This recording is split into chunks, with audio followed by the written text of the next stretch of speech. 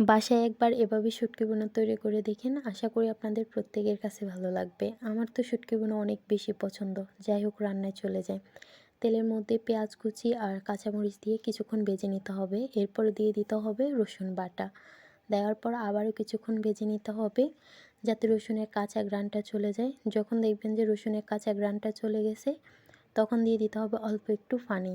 দেওয়ার পরে এবার গুঁড়ো মশলা দিতে হবে, হলুদ গুঁড়ো, মরিচ গুঁড়ো, তারপর মশলা গুঁড়ো, এরপর হচ্ছে লবণ দিয়ে আবারও কিছুক্ষণ ধরে মশলাটাকে ভালো করে কষিয়ে নিতে হবে।